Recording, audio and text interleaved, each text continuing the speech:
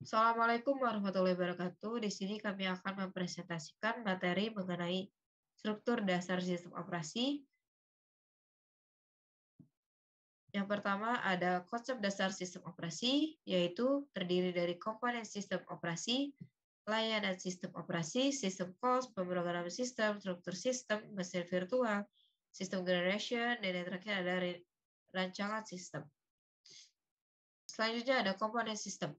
Komponen sistem terdiri dari 8 komponen. Yang pertama ada manajemen proses, manajemen memori utama, manajemen berkas, manajemen I/O, manajemen penyimpanan sekunder, jaringan, sistem proteksi, dan yang terakhir ada command interpreter system.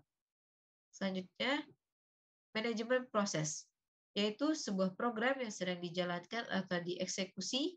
Suatu proses juga membutuhkan sumber daya pada saat eksekusi. Lalu, sistem operasi bertanggung jawab terhadap aktivitas yang berhubungan dengan manajemen proses, yaitu pembuatan dan penghapusan proses, penundaan dan pelanjutan proses, penyedia mekanisme untuk sinkronisasi antar proses, komunikasi antar proses, dan yang terakhir ada penanganan deadlock. Manajemen memori utama, yaitu memori sebagai tempat penyimpanan instruksi data dari program, yaitu penyimpanan yang cepat sehingga dapat mengimbangi kecepatan eksekusi instruksi CPU, terdiri dari array word yang besar, alamat digunakan untuk mengakses data, lalu umumnya main memory bersifat volatile, yaitu tidak permanen, lalu isinya akan hilang jika komputer dimatikan. Lalu sistem operasi bertanggung jawab untuk aktivitas berikut yang berhubungan dengan manajemen memori, seperti melacak pemakaian memori, misalnya siapa dan berapa besar. Lalu memilih program mana yang akan di-load ke memori ketika bisa digunakan. Dan terakhir ada alokasi dan dealokasi memori sesuai yang dibutuhkan.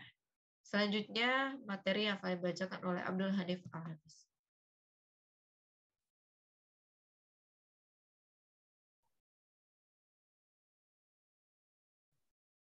Manajemen file.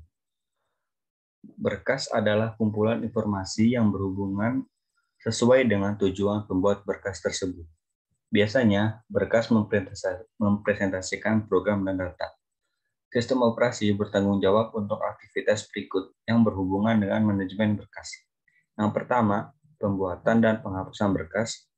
Yang kedua, pembuatan dan penghapusan direktori.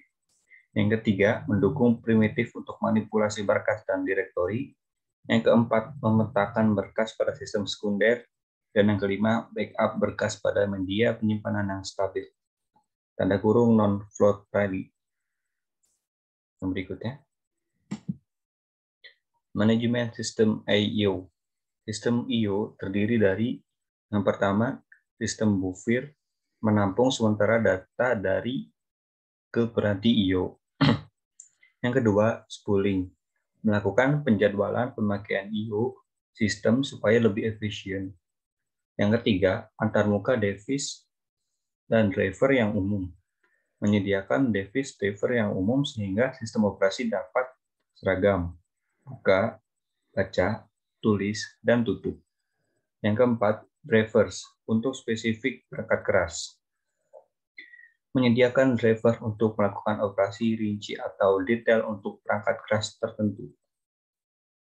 Manajemen penyimpanan sekunder. Penyimpanan sekunder atau penyimpanan permanen karena memori utama bersifat sementara dan kapasitasnya terlalu kecil. Maka untuk menyimpan semua data dan program secara permanen, sistem komputer harus menyediakan penyimpanan sekunder untuk dijadikan backup memori utama. Sistem operasi bertanggung jawab dalam aktivitas yang berhubungan dengan manajemen penyimpanan sekunder. Yang pertama, manajemen ruang kosong. Yang kedua, alokasi penyimpanan. Yang ketiga, penjadwalan disk. Jaringan, sistem terdistribusi. Yang pertama, sistem terdistribusi adalah kumpulan prosesor yang tidak berbagi memori atau clock. Setiap prosesor memiliki memori lokal masing-masing. Prosesor-prosesor dalam sistem terhubung dalam jaringan komunikasi.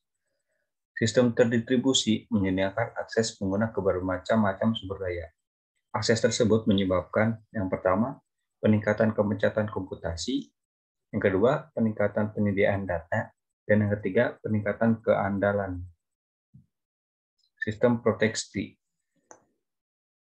Proteksi berkenan dengan mekanisme untuk mengontrol akses yang dilakukan oleh program, prosesor, pengguna sistem maupun pengguna sumber daya.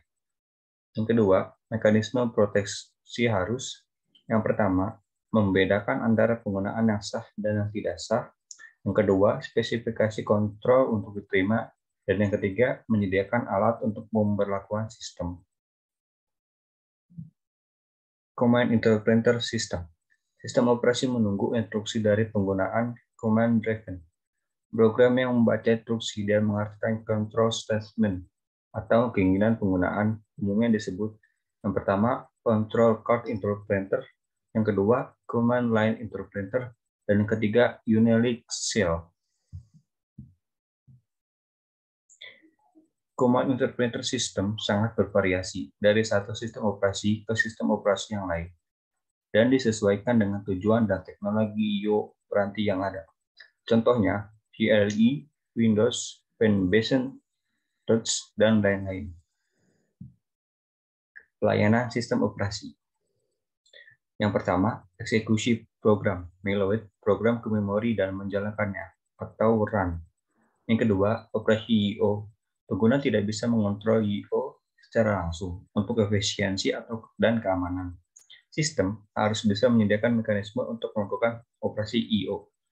Yang ketiga, memanipulasi sistem berkas, membaca, menulis, membuat, dan menghapus file.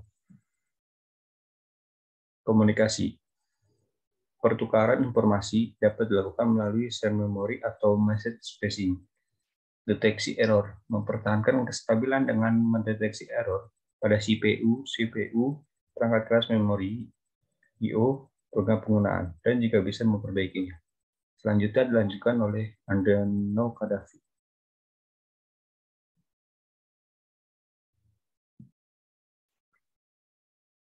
Pelayanan tambahan. Yang pertama ada lebih diarahkan kepada upaya untuk menjaga efisiensi sistem, bukan untuk membantu pengguna. Lalu ada alokasi sumber daya. Alokasi sumber daya itu mengalokasikan sumber daya kepada beberapa pengguna atau tugas yang dijalankan pada saat yang bersamaan. Yang ketiga ada accounting. Accounting itu menentukan berapa banyak dan berapa lama user menggunakan sumber daya sistem. Dan yang terakhir ada proteksi. Proteksi yaitu menjaga semua akses ke sumber daya sistem terkontrol. System calls. System calls itu menyediakan antarmuka antara proses atau program yang sedang dijalankan dan sistem operasi. Biasanya tersedia sebagai instruksi bahasa rakitan. Beberapa sistem mengizinkan system calls dibuat langsung dari bahasa pemrograman yang tinggi. Beberapa bahasa pemrograman tingkat tinggi, contohnya ada C, C++, telah didefinisikan untuk menggantikan bahasa rakitan untuk sistem pemrograman. 3 metode umum yang digunakan dalam memberikan parameter kepada sistem operasi. Yang pertama yaitu melalui register. Yang kedua, menyimpan parameter dalam blok atau tabel pada memori dan alamat blok tersebut diberikan sebagai parameter dalam register. Dan yang ketiga, yang terakhir, menyimpan parameter atau push ke dalam stack atau oleh program dan melakukan pop-off kepada stack oleh sistem operasi. Di sini terdapat tabel parameter. Di dalam tabel ini terdiri dari user program, register, dan operating system.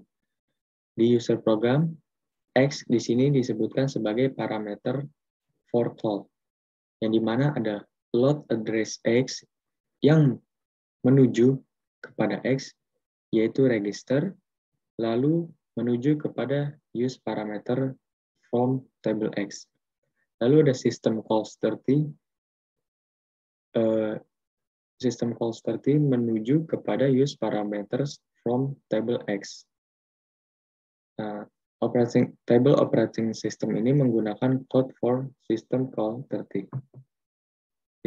Jenis-jenis system calls Di antaranya yang pertama ada pengendalian proses, yang kedua manajemen berkas, yang ketiga manajemen peranti, yang keempat mempertahankan informasi, dan yang terakhir ada komunikasi. Sekian, kurang lebihnya mohon maaf. Wassalamualaikum warahmatullahi wabarakatuh.